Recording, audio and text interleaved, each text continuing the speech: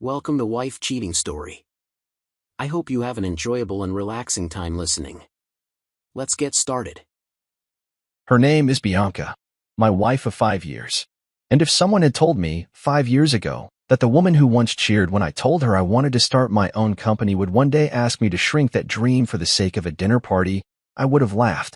But there we were, sitting at a table too shiny to feel real, surrounded by people who wore their wealth like tailored armor, sipping something that probably cost more than my first MacBook. The evening air was cooled by whispering vents tucked into crown molding, and the clink of cutlery was almost rhythmic, like a metronome for a world I'd never quite felt part of. We were at Jocelyn's house, her childhood best friend. Jocelyn, who now went by Joss and hosted dinners like this once a quarter, just to show the city she hadn't lost her charm since marrying a man who owned more square footage than a hospital wing. Jocelyn's husband, Graham, was a venture capitalist. Real old money meets new tech kind of guy. Apparently, he just bought his second yacht, smaller than the first, meant for quick getaways, someone said, as if that was a phrase regular people used. The plates were bone white with a trim of gold, and each napkin was folded in a way that probably had a French name. I reached for the glass of red wine at my place, just as Bianca leaned in, smiling with the kind of teeth-clenched grace that looks lovely if you're not paying attention. "Please don't mention your job tonight. It's just, they're very finance," she whispered, her breath warm against my cheek. For a moment, I thought I hadn't heard her right. My hand froze mid-air, fingers just brushing the stem of the glass. I blinked. Once. Twice. Then looked at her, searching her face for a joke that wasn't there. She was still smiling tight and glossy, the kind that was for show. The kind I'd seen more and more since Jocelyn reappeared in our lives with her curated inner circle and her curated dinners and her curated opinions. "Sure," I said quietly. She didn't notice the pause in my voice. Or maybe she did and pretended not to. I am the co-founder of a medical diagnostics startup, Biometric Health. 3 years of sweat equity, sleepless nights, missed holidays, and ramen noodles. Just last month, we'd cleared a major funding milestone and filed a patent for a device that could change the future of early-stage cancer detection. Real science. Real lives.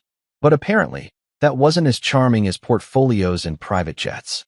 I watched her laugh at a joke from Leighton, one of the men across the table, his teeth too white to be natural, his blazer so sharp it looked like it could cut. He was talking about vineyards and traffic like that was the worst thing that had happened to him this year. The others nodded sympathetically, clutching their glasses like they were trophies. No one asked what I did. No one seemed curious. It was assumed, perhaps, that I wasn't anyone worth asking about.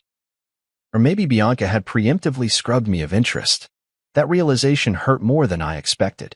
When we first met, she used to brag about me, about my ideas, my drive, how I stayed up late sketching diagrams on napkins and whispered hypotheses into my phone when inspiration struck.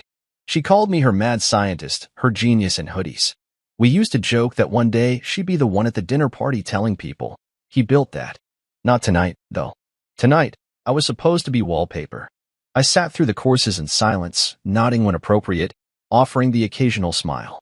When dessert came, a delicate thing that looked like art and tasted like sugar air, I found myself drifting. I thought about my team, about the lab, about the spreadsheet I'd meant to finish earlier that day.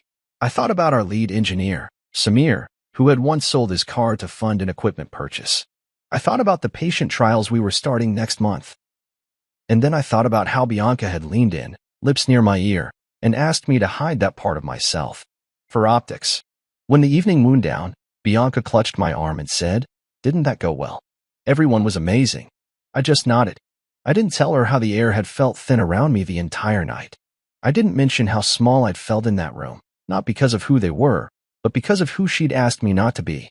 On the way to the car, she walked a step ahead, heels clicking confidently across the driveway. I followed, hands in my pockets, replaying her whisper like it was a loop stuck in my mind. "Please don't mention your job." I didn't argue. I didn't raise my voice or make a scene. I just folded into myself, a little more than I already had. That night, she fell asleep easily, the way she always did after these events, her world soothed by surface perfection. I lay awake beside her, staring at the ceiling. And around 3:30 a.m., I got up quietly, moved to the living room, opened my laptop, and kept working. For me. Not for her. Not for them. Just me. That dinner played out like a strange dream. One of those surreal sequences where you're wide awake, but every sound is muffled and every smile feels like it's aimed just past you. I sat there, next to my wife, but somehow miles away, as forks scraped porcelain and laughter pinged around the room like champagne bubbles bursting midair. I could feel the pressure of my tie against my throat, could taste the metallic edge of my own silence. I hadn't said more than a dozen words all night. Bianca shined that evening. She always knew how to shine. Her dress was a shade of emerald that caught the light every time she shifted her shoulders, her hair pinned in the kind of loose elegance that looks effortless but costs $300 and a 2-hour salon appointment. She laughed at the right times, asked questions with practiced curiosity, and knew every last person's professional title and where their kids went to school. No one asked me a thing. Not once did anyone turn and say, "And what do you do?" Because I wasn't there as a person. I was there as an accessory. A neutral plus one. The quiet husband. Leighton spent a solid 10 minutes talking about his equity in a firm that managed boutique hedge funds. Jocelyn gushed over a tasting menu she and Graham had flown to Montreal for, literally flown for, as in, just for dinner. Someone else, I think her name was Reese, mentioned she was worried about the fall gala clashing with her south of France trip. I mean, how can I not go to Provence in October? She sighed, as if the conflict was existential. I just smiled when Bianca glanced my way. She told me not to mention my job, and I hadn't. But the longer I sat there, the more I realized how much of me that erased. I'd become a ghost with a fork. Present only in shape, not substance. When the final course was cleared, a citrus tart topped with edible flowers, everyone rose to mingle by the terrace. I followed behind Bianca like a shadow. I remember watching her tuck a strand of hair behind her ear, laughing at something Graham said. She looked happy. No, she looked pleased. Which isn't the same thing. Outside, the city skyline shimmered in the distance, all glass teeth and blinking lights. I leaned against the railing and let the cold from the metal seep into my palms. Conversations hummed like bees around me. Not a single voice broke toward me. I wasn't jealous. I was detached. There's a difference. Jealousy is hot and biting. What I felt was cool, quiet. The kind of emptiness that doesn't scream, it settles. I listened as Bianca told Jocelyn about a new art gallery opening, as if I wasn't 3 feet away. She didn't once pull me into the conversation. Not even a glance that might say, "You should hear what Cyrus is working on." Nothing. I stayed quiet. For her. We left just before midnight. I helped her into her coat, held the car door open. The driver greeted me politely, but Bianca didn't notice. She was already texting someone, her screen glowing against her cheek. She talked about the evening as we drove home. "Joss is amazing," she said, unbuckling her heels and resting her feet on the seat. "Did you see her dress? That was Dior. Vintage." "Nice," I said, my voice dry as the cab's recycled air. "And Reese is considering buying a villa in Tuscany. She says she might renovate the pool house into a recording studio for when her brother visits." "Isn't that insane?" "Yeah," I murmured. "Totally insane." She kept talking, more about Jocelyn's latest fundraiser, about how we should host something soon, something refined, something that could match the level of what we saw tonight. Her words blurred together after a while. I stared out the window, letting the city lights streak past like slow-moving stars. When we got home, she went straight to bed, said she was exhausted, and kissed my cheek with the precision of habit, not affection. "Thanks for being amazing tonight," she said, not realizing the irony of it. Not realizing that my silence, my obedience, was now what she considered amazing. She fell asleep within minutes. I lay beside her for a while, watching the ceiling fan spin slowly above us. Then I slipped out of bed. I padded into the living room barefoot, the hardwood cool under my feet. My laptop waited on the coffee table. I opened it without thinking, as if my body knew what I needed before my mind did. There was a new message from our lead engineer, Samir, about a breakthrough in the sensor calibration.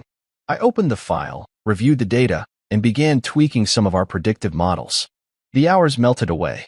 My fingers danced over the keys in rhythm, a counterpoint to the stillness around me.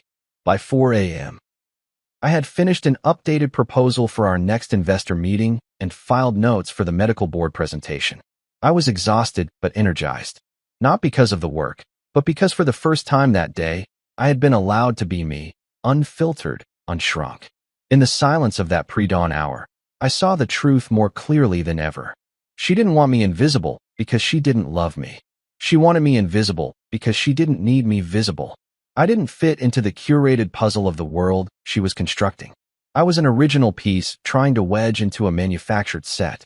I looked over at her purse, tossed carelessly on the chair by the door. Inside, I knew she carried a gold pin with her initials engraved on it, gifted by Jocelyn for her promotion. She used it to sign things she deemed important. Bianca never signed anything I built, not even with words. Lights overhead, casting that sterile glow we'd all grown used to. When I saw the email subject line flash on my phone, "Congratulations, Forbes 40 under 40, class of the year," I paused mid-step, unsure if it was a mistake, maybe a phishing attempt disguised in flattery. But no, it was real. I opened the email slowly, heart thudding, and there it was, my name. Cyrus Eeleman, co-founder and CTO of Biometric Health. I let out a breath I hadn't known I was holding. For a moment, I just stood there in the middle of the hallway, my phone warm in my hand. Samir passed me on the way to the testing room and gave me a thumbs up before I even said anything. "We saw it," he said, grinning. "You earned it." I nodded. I tried to smile. It wasn't that I wasn't proud, God. I was. The kind of pride that starts low in your chest and swells upward like heat. But I didn't run to call anyone. Didn't rush to share it. I just walked back into my office, closed the door quietly, and sat at my desk. I didn't tell Bianca. Not out of bitterness. Not because I wanted to punish her. But because I was tired. Tired of offering pieces of myself like gifts only to have them returned unopened. There's only so many times you can tell someone about your wins, only so many times you can say, "Look what I built," before the silence in response feels louder than any rejection. I thought about the last dinner party, about the way she'd leaned in and asked me not to mention my job, as if it was something shameful, something embarrassing, not bold or brilliant or bleeding edge, but inconvenient. That night came back in fragments as I stared at the screen, the dim candlelight flickering across bone-white plates. Her voice like a whisper behind a smile, "Please don't mention your job tonight." And I didn't. But Forbes did. I clicked through the digital article first. There I was, 5th on the list. A clean headshot from our investor pitch deck. The blurb mentioned our work with cancer diagnostics, our novel biomarkers, the pending patent. Words like innovator, visionary, trailblazer. Not terms I ever used for myself, but seeing them in print, it meant something. It meant someone saw me. It meant the work mattered. I scrolled past the congratulatory messages from other honorees, past the ad for luxury watches I'd never buy, and down to the social share buttons. I hovered over the LinkedIn icon for a full minute before I finally clicked it. In the post, I kept it simple. No long caption. No flourish. No mention of Bianca. Just, proud of the work we've done. Proud of the team behind it. Humbled. I hit publish and closed the app. No tags. No shoutouts. No subtle nods to a wife who hadn't asked how my last prototype meeting went or even what we were building. She didn't even know the names of the people I worked with every day. She could tell you what Jocelyn wore last Thursday, though. Could recite Leighton's yacht specifications and Graham's latest commercial building square footage. But my milestone, my spotlight, she hadn't asked. Not once. I kept my phone face down for the rest of the day. The congratulations rolled in anyway. My inbox filled with colleagues, founders, friends from undergrad who'd followed the journey from the beginning. Even my old chemistry professor sent a message. "Didn't I say you'd shake the world one day?" I smiled at that one. Around 8 p.m., I was still at the office. The building had mostly emptied out, but I stayed. Not because I had work to finish, but because I wasn't ready to go home. Home meant pretending. Home meant watching Bianca scroll through her phone and talk about Jocelyn's upcoming gala, acting like my silence was just me being low energy. She had no idea what was happening in my world, and I didn't have the strength to explain it anymore. I ordered dinner to the office. Chicken shawarma from a hole-in-the-wall down the block that Samir swore by, and ate it alone in the break room. No fanfare. Just a quiet kind of satisfaction. Later that night, as I sat in my office chair, the city lights bleeding orange and white through the blinds, I took out a small notepad and scribbled a quote I'd read once. I didn't know where it came from, but it always stuck with me. There's a special kind of loneliness in being uncelebrated by the person you thought would clap the loudest. I tore the page out and folded it twice. Slid it into my wallet, behind my ID. It wasn't that I needed Bianca's validation, but I had wanted it. I'd built something from nothing. I'd chased a dream through blood and burnout. And when the world finally stood up to applaud, she wasn't even in the room. But I was. And for now, that had to be enough. Not because I told her. Not because she happened to see my post online. but because her coworker forwarded her a Google alert. That's how it finally reached her, through someone else's surprise. I came home late that evening, worn from another full day of meetings and lab strategy calls. I'd stopped at the Vietnamese place down the block and picked up pho, still steaming in the paper bag dangling from my wrist. The apartment was quiet when I stepped in. No music, no clinking of dishes. Just Bianca, standing in the living room, her phone in her hand like it was burning her. She didn't even greet me. Didn't ask about my day. Her voice cut straight through the silence like a blade. "You made Forbes?" Her tone wasn't celebratory. It was stunned, disbelieving, like I'd pulled off a magic trick she hadn't approved. I set the bag on the counter and met her gaze. "I did," I said simply. There was a long pause, the kind that stretches until it frays at the edges. "Why didn't you tell me?" she asked. I shrugged, not because I didn't have an answer, but because I had too many. I walked over to the cabinet, pulled down a bowl, and started pouring the broth slowly, watching the steam rise in lazy curls. "You asked me not to mention my job," I said. The words were quiet, but they landed like a slap. She blinked, took a half step back, as if the impact rippled through her body. Her mouth opened, maybe to defend herself, maybe to apologize, but nothing came out. Just silence. She stood there with her perfectly manicured hand still clutching the phone, the screen gone dim now. Her shoulders sagged slightly, like the weight of the truth had pulled something out of her. "I didn't mean," she started, but even she didn't believe it. "No," I asked gently, not bitter, just tired. "Because that's exactly what you said. Don't mention it. Don't share it. Don't bring it up." So I didn't. She looked like she was trying to make the math work in her head. Trying to connect the dots between the man she had asked to dim himself at a dinner party and the man now being recognized on a national stage. I carried my bowl to the table and sat. Took a bite. The broth was rich, comforting. I let it fill the space where anger used to sit. Bianca didn't move. Didn't sit across from me like she usually did.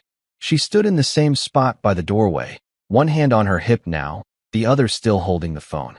"Everyone at work is talking about it," she said eventually. "Jocelyn sent me the link. Even Leighton said something." I nodded. Good for Leighton. She flinched at the tone. Maybe because it was the first time I'd said his name without gritting my teeth. "You should have told me," she said again, but softer this time. Like she wasn't entirely sure anymore. "I did," I said, lifting another spoonful.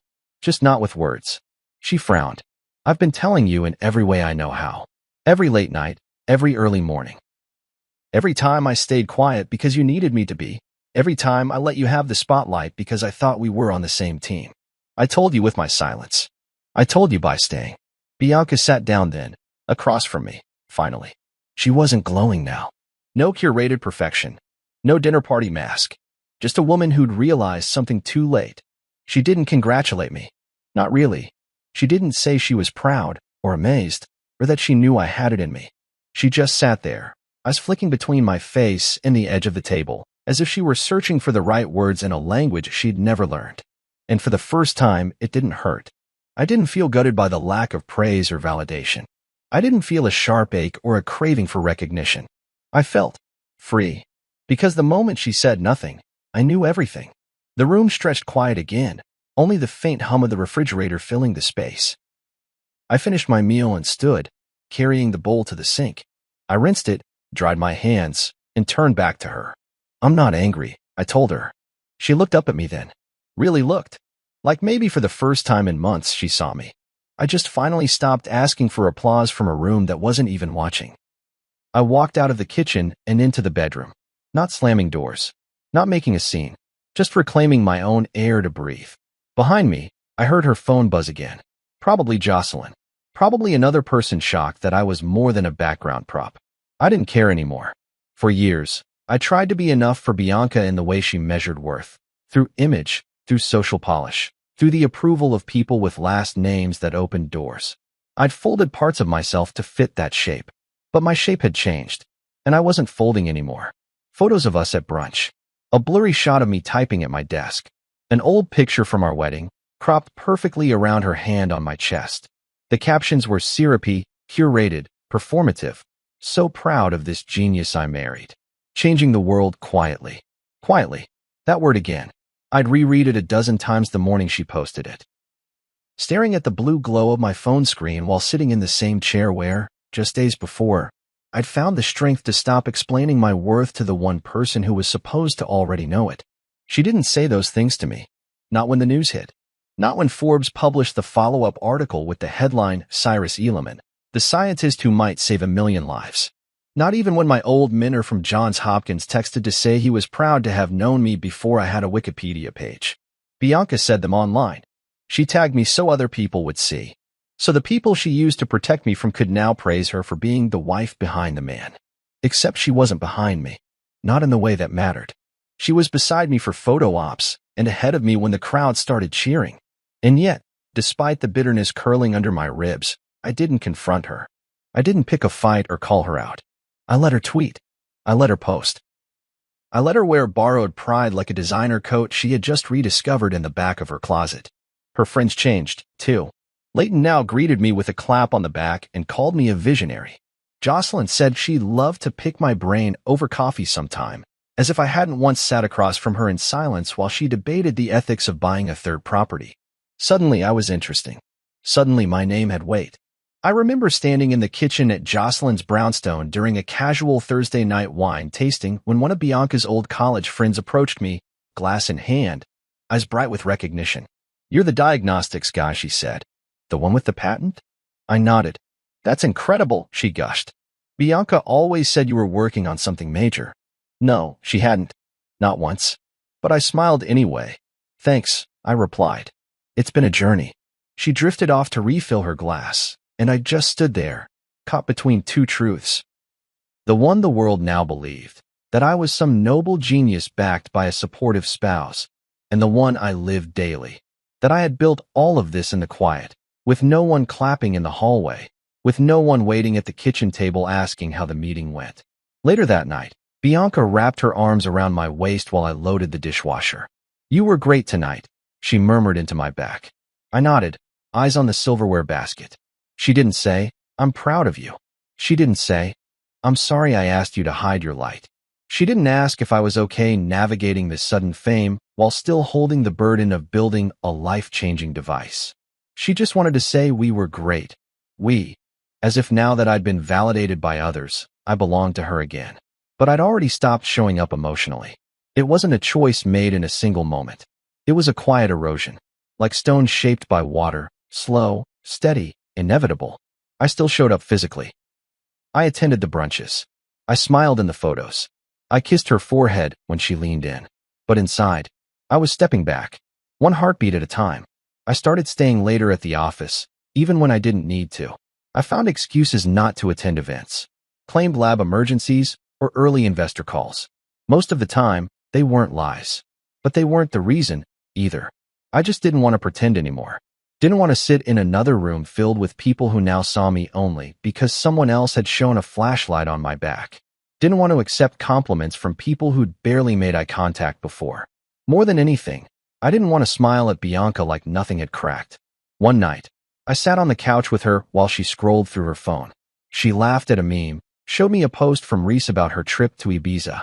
Then she scrolled to her own page and smiled at the comment section under a photo of us. Hashtag power couple.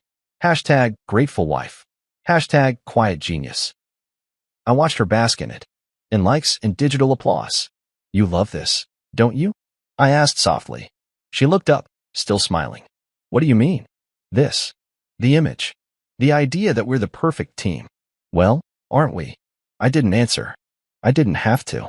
She turned back to her phone, and I turned back into myself. There was no explosion. No screaming match. No dramatic fight where truths were hurled like dishes. Just the slow, steady unraveling of a thread I'd tried too long to keep from fraying. I wasn't angry. I was done performing.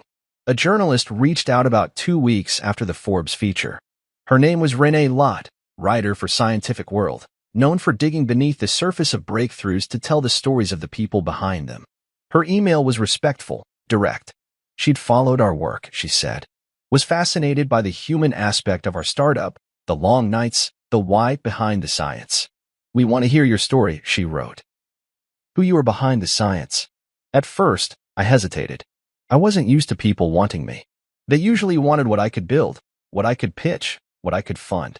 This was different. She didn't want the polished version. She wanted the real one. I agreed. We set a call for Friday morning. I sat at my desk, coffee cooling beside me, laptop open, trying to look awake enough for Zoom and calm enough not to overshare. Renee was sharp, but not performative. She asked smart questions.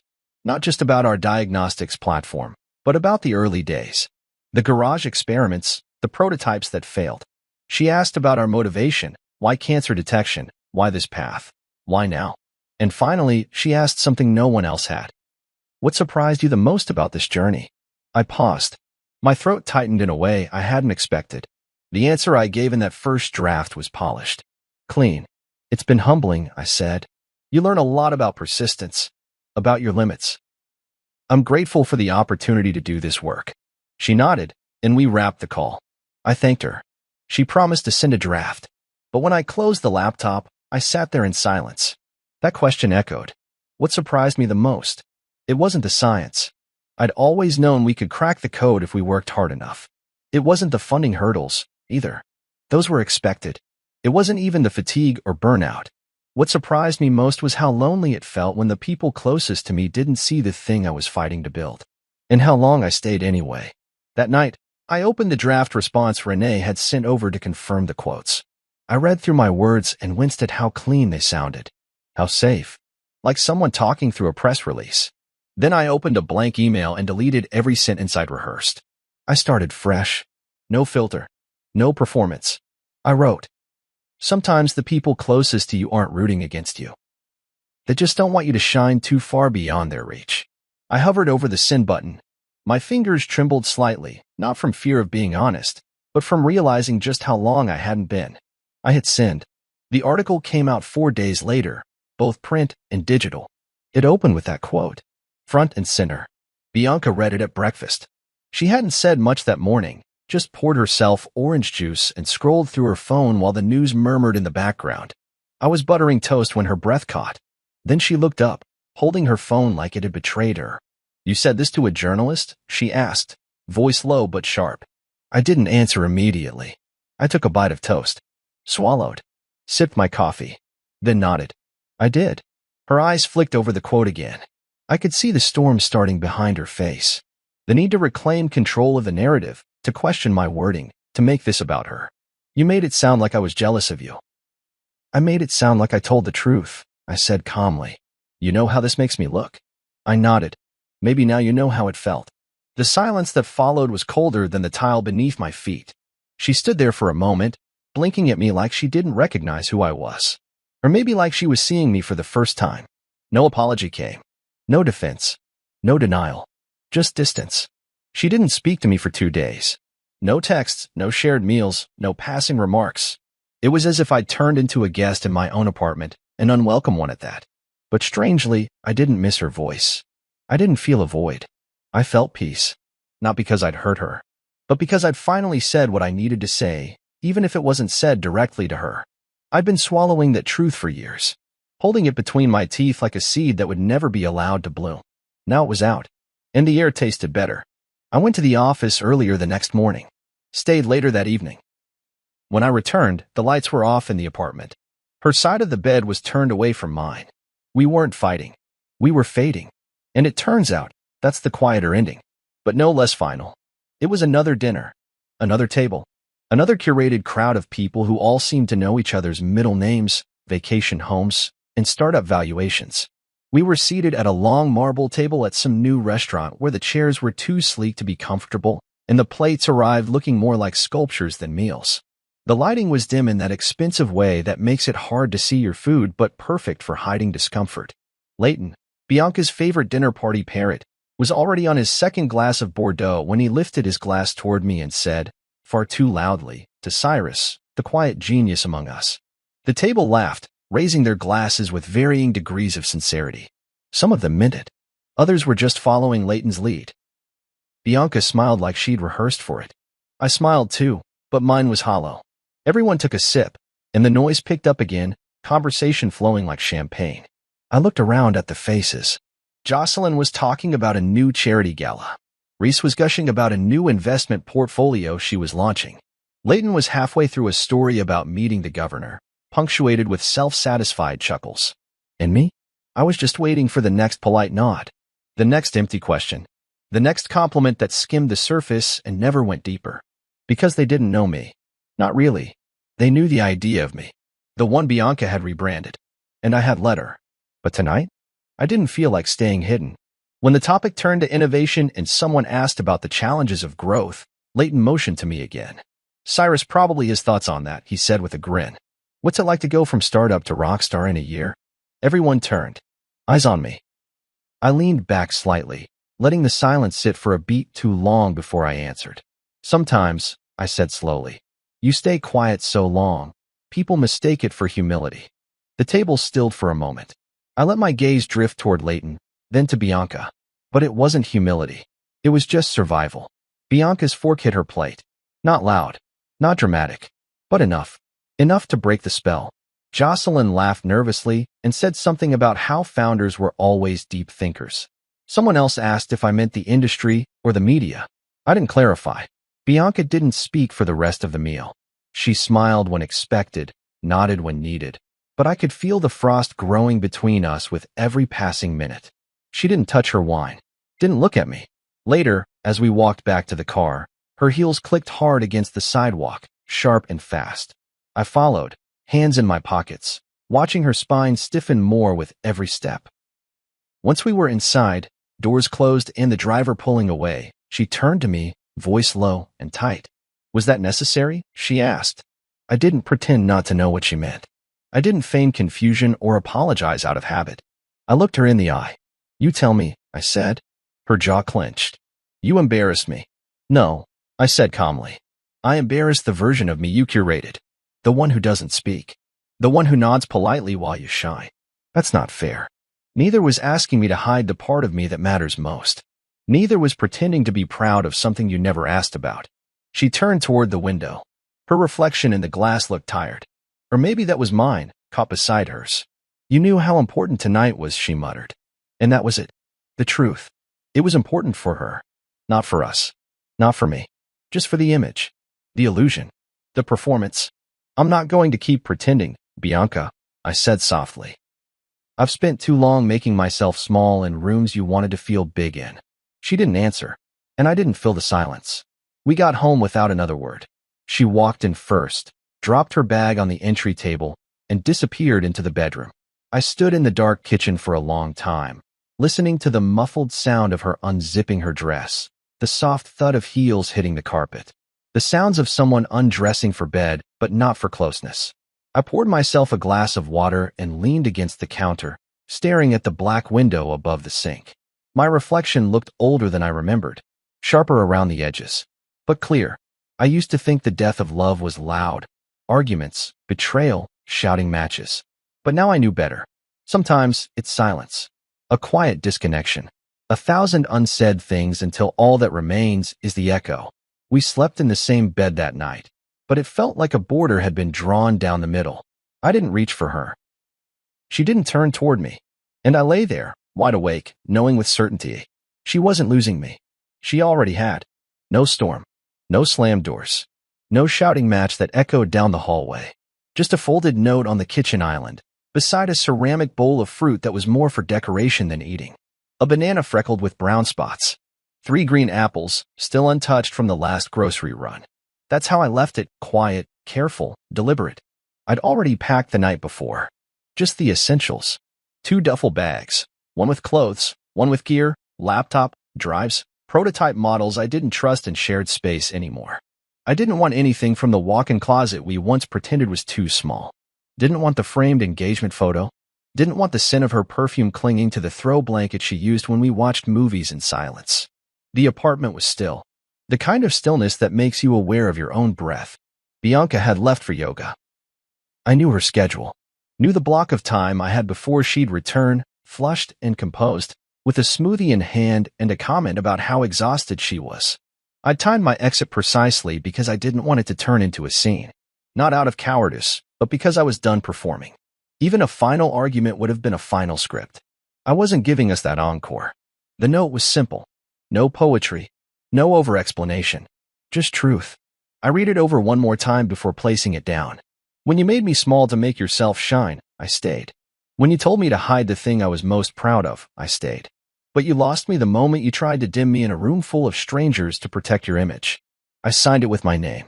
Not Love Cyrus. Just Cyrus. Clean. Final. Outside, the city was stretching into morning. Delivery trucks rumbled past. A dog barked from someone's balcony. It felt ironic how normal the world was as mine split quietly into a before and after. The cab was waiting by the curb. I slid into the back seat, gave the driver the address of my new apartment, a one-bedroom across the river. Nothing fancy. Just quiet. Clean. Mine. As the cab pulled away, I looked back once. Not because I was unsure, but because I wanted to remember the stillness. The way the building stood tall and glassy, hiding 1,000 unsaid things behind its gleam. The ride was short. 15 minutes of traffic, a handful of lights. I didn't check my phone. I didn't brace for fallout. I just sat there, letting the silence settle into my chest like something earned. When I stepped into the new apartment, the air smelled faintly of fresh paint and dust. A single key hung from the lock, still cold from the realtor's handoff yesterday. The space was small, but not tight. Just enough. A mattress leaned against the wall. Boxes marked kitchen and lab set near the kitchenette. Sunlight streaked across the floor, cutting the room into gold and shadow. I exhaled and set my bags down. This was mine. I spent the next hour unpacking. One drawer for clothes. One shelf for notebooks. I set up my workstation first priorities. Monitors. Power cords. Whiteboard. My old lab sketchbooks, worn from years of back pocket pressure. Everything clicked into place like it had been waiting for this reset. Around noon, I brewed coffee for the first time in the new space. No frother. No imported beans. Just a drip pot and a ceramic mug that read "Build boldly," a gift from our first investor, back when we were just two guys in a garage who believed too hard. I sipped it slowly. No noise. No Bianca moving behind me. No curated playlist humming from her phone. Just my own breath, the tick of the clock, and the sound of water settling in pipes. Freedom is rarely loud. It comes like this, quiet, understated, with the scent of coffee and the ache of furniture waiting to be assembled. I didn't cry. I didn't pace. I didn't even miss her. That was the part one hadn't expected. I thought leaving would crack something open. I thought I'd sit on the floor and feel everything at once. But there was only relief. Because I hadn't left impulsively. I hadn't walked out on a whim or in a rage. I had walked out with clarity. The kind that comes when you realize the person you've been trying to share your world with never bothered to step inside it. Bianca didn't try to call that day. I don't know if she found the note immediately or if she stared at the empty hallway for an hour trying to make sense of the silence. Maybe she walked into the kitchen and thought I was in the shower. Maybe she saw the note before she even set down her yoga mat. I didn't ask because it didn't matter. I didn't need to see her reaction. I didn't need one more conversation to explain the same things I'd said with my absence 100 times before. I had spent too long trying to translate myself to so. And for the first time in a long time, so did I. She didn't call again. Instead, she left a voicemail, one of those messages that sounds like someone trying not to sound like anything at all. I remember standing in my new apartment's kitchenette, pouring coffee into a chipped mug, when the notification popped up. Just her name. No photo. Just Bianca voicemail, 1. I let it sit for a while. An hour, maybe 2. When I finally tapped play, the audio clicked on like a ghost rising. You could have at least talked to me first, she said, her voice flat. Tired. You didn't even say goodbye. I leaned against the counter, letting the silence stretch out when the message ended. That was it. No apology. No questions. No panic. Just quiet outrage wrapped in expectation. She was upset I'd walked out. Not because she wanted me back, but because I didn't follow the script. I hadn't given her the closure she thought she deserved, the chance to perform heartbreak in a way that preserved her dignity. But the truth is, she never said hello. Not to me. Not to the man I became in those late-night labs. In the small victories she never asked about. She said hello to a version of me that fit her world. The curated one. The background husband. The plus one with potential. She smiled at the version of me that wore suits at galas, who nodded graciously when introduced to hedge fund managers and real estate tycoons. She married that version. She clapped for that version. But she never saw the man behind it, because she didn't want to. After the voicemail, I didn't return the call. I didn't text. I didn't post anything cryptic. I just moved forward. Friends asked questions. Some were quiet about it. Others not so much. You guys were perfect. one said, frowning into her cappuccino. Did something happen? Another asked, her tone hushed like it was gossip from a royal court. But it was always phrased the same way. Did something happen? As if it was a moment. One event. A singular flame that burned the whole house down. It wasn't. It was a pattern of water dripping onto stone, over and over, until the shape of me was carved out in silence. It was erasure by inches. I stopped correcting them. Stopped trying to explain what it feels like to shrink for someone who claims to love you. What it's like to be invited to rooms where your presence is tolerated, not valued. Where your greatest achievements are met with polite nods because they don't glitter the way money does. I kept working. The lab was humming with momentum. After the Forbes article and the Renee Lott piece, interest spiked. Our platform started gaining serious attention. Investors reached out, some out of genuine curiosity, others for PR proximity. The second round of funding was nearly closed. Samira and I worked 14-hour days, racing toward a clinical trial phase that would take our tech from prototype to protocol. One night, as I finalized an investor deck, a friend texted me a screenshot of something Bianca had posted. I didn't ask for it. I didn't want it. But there it was anyway. A selfie from her new place. High-rise view. Wine glass in hand. The caption read, "Some people leave. Some get loud. And some of us just keep growing." The one that got loud. That's what she called me. I stared at the screen for a long time. It should have made me angry. It should have stung. But all I felt was a weary kind of amusement. She still didn't get it. She still thought speaking up was the betrayal. That breaking the silence was what broke us. But I hadn't gotten loud. I'd gotten clear. If she only knew how long I stayed quiet before I finally let myself breathe. How many times I chose stillness over honesty just to keep the peace. How many versions of myself I locked away so she could shine in a world that didn't make room for both of us. I wasn't the one who got loud. She was the one who muted me. I thought about replying. Thought about leaving a comment, something sharp and elegant. But then I closed the app and set my phone down. Because I didn't need to be understood by the woman who curated me out of her life. I already knew who I was. I didn't need her caption to rewrite it. I spent that weekend assembling the last pieces of furniture in the apartment. A bookshelf. A small side table. I found a vintage lamp at a local market. Brass base, soft yellow shade. It reminded me of the first desk I ever studied at in college. Late nights buried in biomedical journals. Back when everything I did felt like trying to prove I belonged in the room. Now, I wasn't trying to belong anywhere. I had built the room. Sunday evening, I opened the windows and let the spring air drift through. I made pasta, not out of loneliness, but because it was familiar, a comfort I didn't need to share with anyone to enjoy. I sat on the floor, legs crossed, bowl in hand, and watched the light fade behind the skyline. There was no sadness, no guilt. There was only space. Space to think. Space to dream without judgment. Space to be exactly who I was, without editing myself for approval. I didn't check Bianca's page again. I didn't ask our mutual friends how she was doing, because that wasn't my story anymore. She'd chosen her audience. I had chosen my voice. We weren't at war. There was no villain. Just two people who'd stopped speaking the same language, and one of us had finally stopped pretending to understand. I was the one who got loud? Maybe. But sometimes, volume isn't about sound. It's about presence. And after years of whispering through clenched teeth and fake smiles, just standing in your truth, unapologetically, is the loudest thing you can do. The package came on a Tuesday. No return address. No note. Just a slim, rectangular box on my doorstep when I got home from the lab.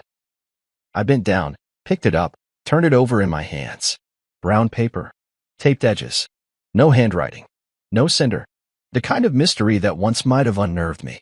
But that evening, I just walked inside and set it on the counter. The apartment was quiet, my kind of quiet. The sun had dipped low enough to leave gold slashes across the concrete floor. My laptop blinked gently from the desk. Dinner was still simmering on the stove, something I threw together without much thought. The scent of garlic and thyme lingered in the air. It smelled like peace. I opened the box slowly, folding back the flaps with deliberate care. Inside, wrapped in soft cloth, was a photo frame. Simple. Matte black. No ornamentation. Just a picture beneath the glass. I stood there, staring at it for a long time. It was me, 27, standing in our first office, the office that was really a converted storeroom at the back of an old warehouse Samir's cousin had let us use rent-free. I was wearing a white lab coat with the sharpest stain on the sleeve, My hands were gloved. I was holding our very first prototype in both palms like it was made of glass. And I was smiling, grinning, really, with that wild, unshaped hope only someone that young and obsessed could wear without irony. I hadn't seen the photo in years. Bianca took it. I remembered the moment clearly. She'd stopped by with lunch, Thai food, spring rolls, 2 plastic containers of red curry. She'd walked in, seen me lit by a shaft of sunlight through the dust-streaked window, and said, "Wait, don't move." Then she snapped the picture with her phone. At the time, she was proud of me, or maybe just amused by me. We were still in the phase where ambition looked like charm, not threat, where my obsession with research was seen as noble and endearing, not inconvenient. She must have found the photo recently, dug it up from an old folder or cloud backup. I imagined her holding it, debating whether to send it. I imagined the pause, the uncertainty. It wasn't cruel. It wasn't manipulative. It felt like an offering, a ghost of something that had once been true. I carried the frame across the room and set it gently on my desk, beside a stack of notebooks and the current iteration of our device, slimmer, smarter, patented. I sat down and looked at the boy in the photo. He looked so sure, so full of fire. I wanted to reach through the glass and tell him 2 things. 1, your work will matter. And 2, don't shrink for anyone. He wouldn't have understood the second part yet. He hadn't lived through the dinner parties, the soft rejections disguised as etiquette, the tight smiles and tighter silences. He hadn't yet learned what it feels like to be slowly rewritten by someone who's supposed to know your original language. But he would, and he would survive it.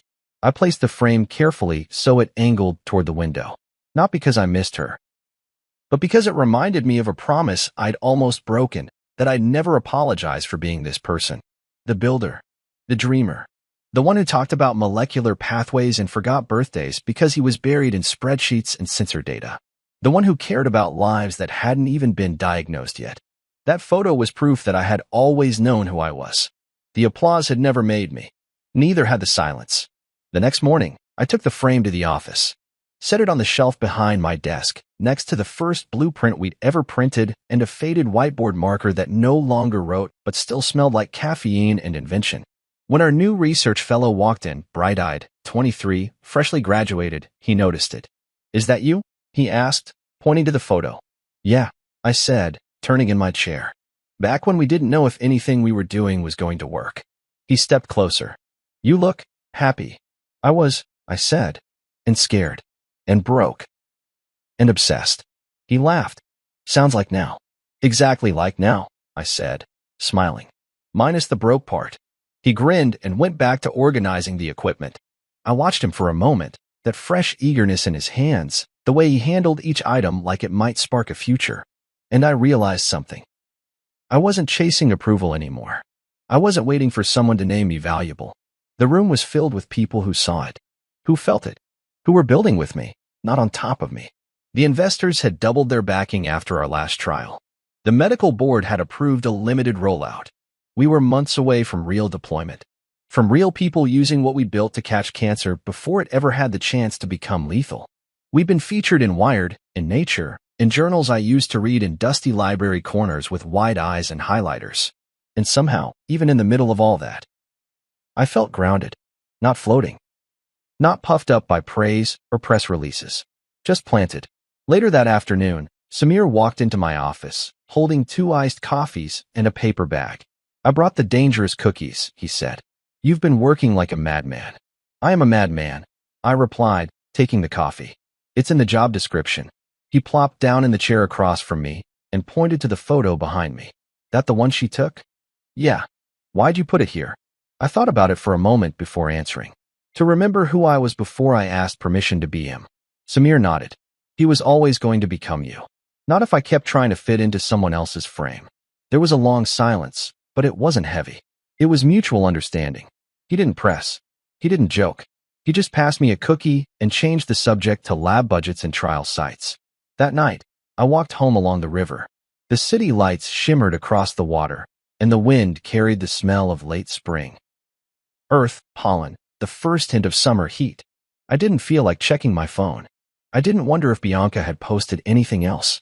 I didn't care if she thought I got loud. I had, in fact, found volume, but not through shouting. not through petty comebacks or performative moves. I had found it through self-definition, through choosing to be in rooms where I didn't have to dim, through building a life where the loudest sound was my own integrity echoing back at me. When I reached my apartment, I kicked off my shoes, turned on a lamp, and sat at my desk. The photo glowed softly in the amber light. I looked at that boy again, that hopeful, stubborn, brilliant boy, and I whispered to him, not out of nostalgia, but out of promise. You never needed anyone's permission to build something beautiful. And now, finally, you've stopped apologizing for it.